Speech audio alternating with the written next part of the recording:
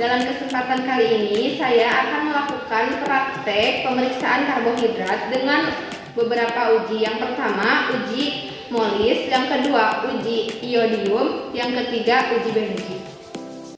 Pengujian yang akan kita lakukan pertama kali yaitu ada uji molis yang bertujuan untuk membuktikan adanya karbohidrat secara kualitatif. Ada 9 sampel yang akan kita gunakan dalam pengujian kali ini.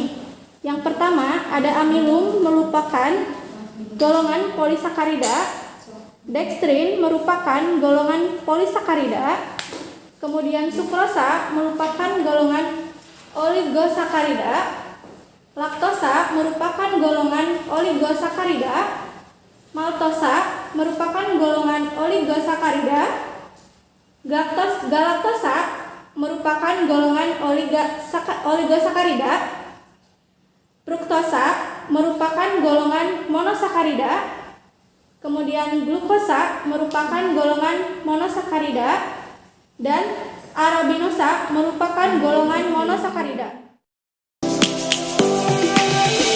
Lions roaring in the morning sun, searching for a longer day. People feeling like the light has just come. Sekarang kita akan mencoba pengujian dengan menggunakan sampel amilum.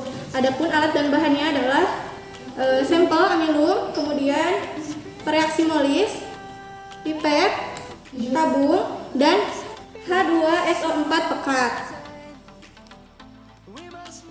Nah, dalam pengujian molis kali ini kita membutuhkan 5 tetes sampel ditambah 3 tetes reaksi molis, kemudian ditambah 1 mili H2SO4. Nah, yang pertama sekarang kita akan memasukkan 5 tetes sampel amilum ke dalam tabung.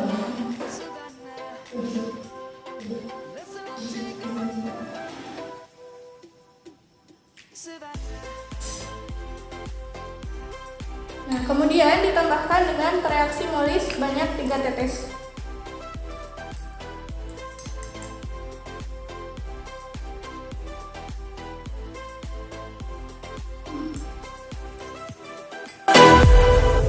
Lions gonna come. Nah, setelah itu kita ambil 1 mili H2SO4 untuk ditambahkan ke tabung.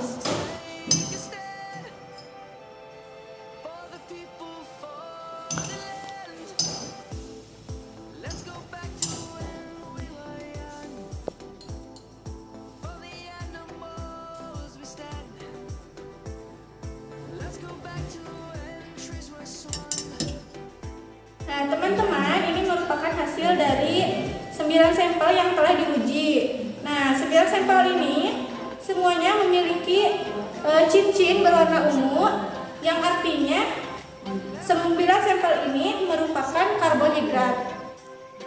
Teman-teman, untuk yang selanjutnya yaitu uji iodin. Adapun tujuan dari uji iodin yaitu untuk membuktikan adanya polisakarida. Nah, di sini ada alat dan bahannya. Yang pertama, alatnya yaitu ada tabung reaksi, pipet tetes, dan 9 sampel. Untuk cara kerjanya yaitu masukkan 3 tetes sampel. Di sini saya mengambil sampel amilum. Masukkan 3 tetes sampel ke dalam tabung reaksi. Lalu 2 tetes reaksi. Ini hasil dari pemeriksaan uji iodin. Dari 9 sampel ini hanya 2 sampel yang termasuk golongan polisakarida. Untuk sampel yang lainnya yaitu menunjukkan hasil negatif. Bisa dilihat dari sampel amilum yang tadi kita lakukan pengujian bahwa menghasilkan warna biru. Dan yang kedua yaitu dari sampel dextrin menghasilkan warna merah bata yang menghasilkan nilai positif. Dan untuk sampel yang lainnya yaitu terbukti tidak mengandung golongan polisakarida.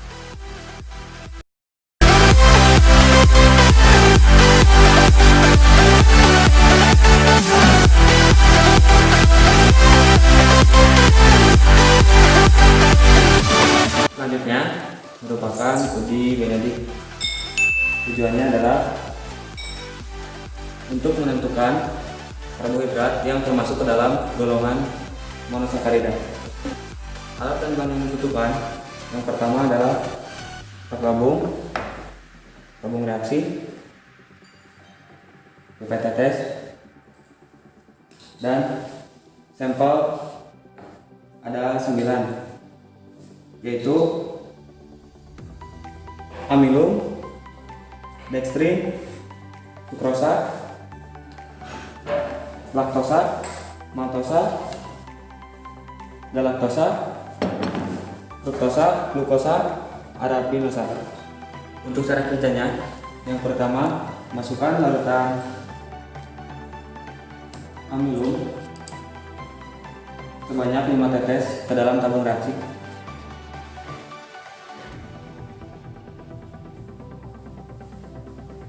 Lalu tambahkan larutan benedik 15 tetes.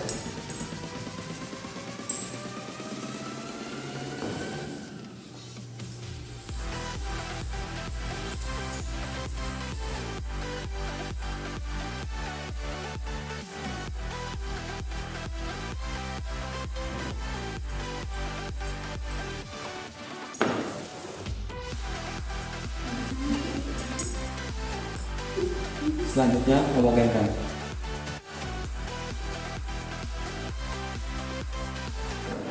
Kemudian larutan tersebut dipanaskan di atas kompor spiritus selama 3 menit.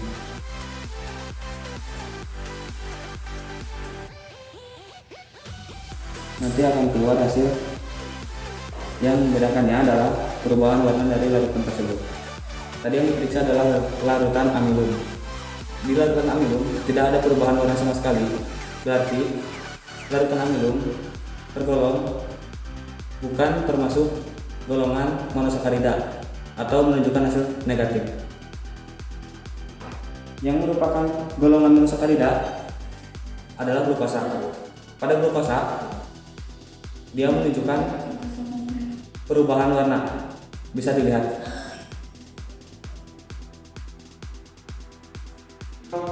I give in to the lesser fight.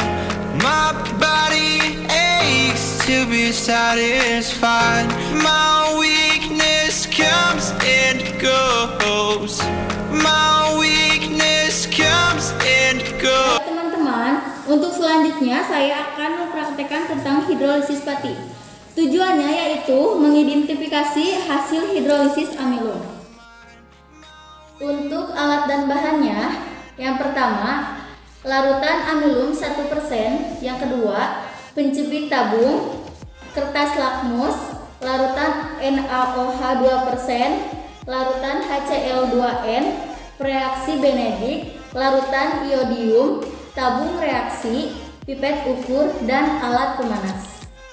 Baik, untuk pengerjaannya, siapkan 5 ml amilum, lalu tambahkan 2,5 HCl2n. Lalu panaskan 3 menit di dalam pemanas. Hasil reaksi yang terjadi setelah dilakukan pemanasan selama 3 menit menunjukkan reaksi warna biru yang menunjukkan amilum jadi amilosa. Setelah 6 menit menunjukkan reaksi warna ungu yang menunjukkan amilum menjadi amilopektin. Setelah 9 menit menunjukkan reaksi warna violet yang menunjukkan amilum menjadi amilopektin.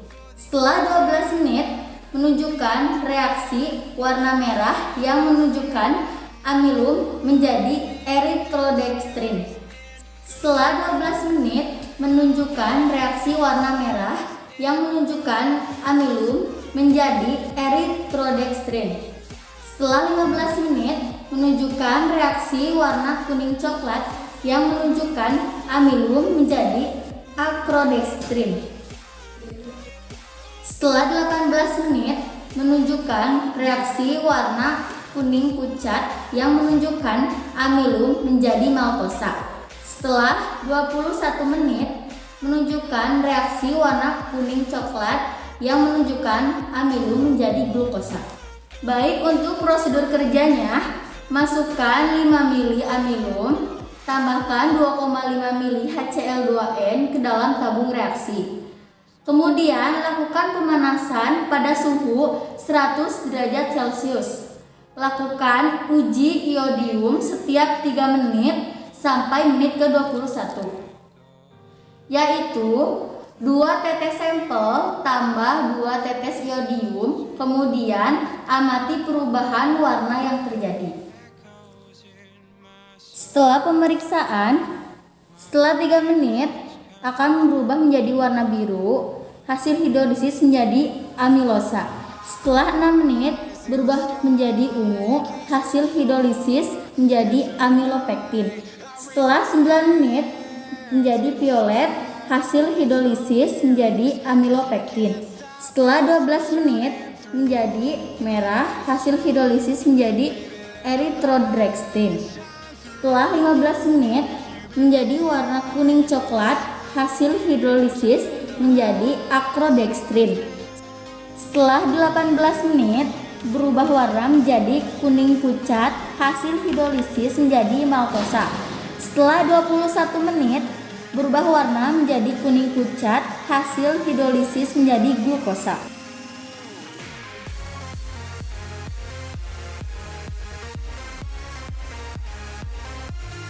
Untuk memastikan terjadinya hidrolisis, dapat dilakukan uji selanjutnya. Sampel yang sudah dipanaskan dinetralkan dengan NaOH 2%.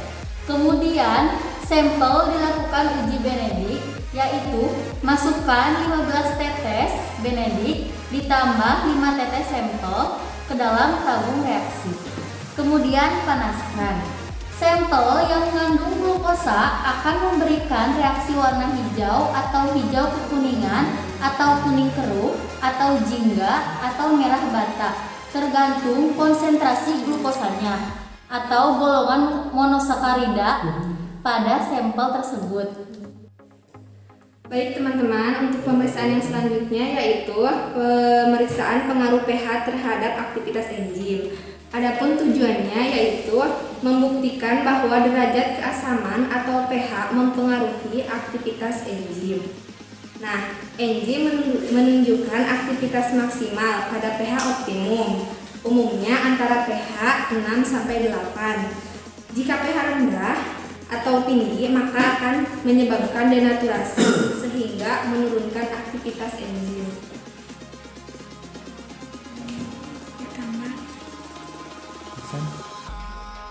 Dan selanjutnya, panaskan larutan di atas api bunsen selama 5 menit.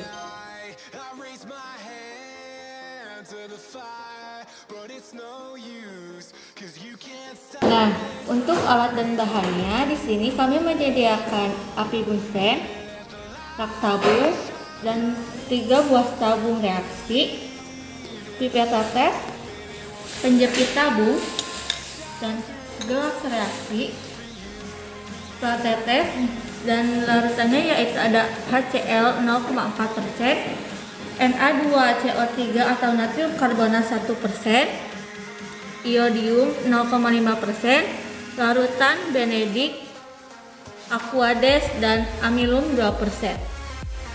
Di sini ada 3 tabung. Yang pertama, masing-masing tabung ditambah dengan 2 mili amilum, ditambahkan lagi dengan 1 mili enzim, sehingga pada tabung ke-1 pH-nya 1, pada tabung kedua pH-nya 7, pada tabung ketiga pH-nya 9.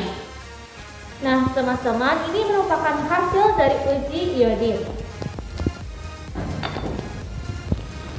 pH 1 yaitu berwarna biru dongker yang menghasilkan positif. Nah, pH 7 berwarna coklat yang berarti menghasilkan negatif. pH 9 yang berwarna biru kehijauan yang berarti positif. Nah, ini merupakan hasil dari uji Benedict. Pada tabung pertama yaitu pH 1 menghasilkan negatif. Pada tabung kedua pH 7 menghasilkan negatif, namun ini seharusnya menghasilkan positif karena tidak terhidrolisis dengan sempurna maka hasilnya negatif. Pada tabung ketiga yaitu pH 9 menghasilkan negatif. Baik teman-teman, mungkin untuk uji karbohidrat dan uji enzim sudah selesai. Semoga dapat dipahami. Mohon maaf apabila ada kesalahan, apabila ada yang tidak dimengerti atau mungkin ada yang kurang paham, karena kita sama-sama masih belajar. Terima kasih sudah menyimak video ini. Sekian dari kelompok kami. Wassalamualaikum warahmatullahi wabarakatuh.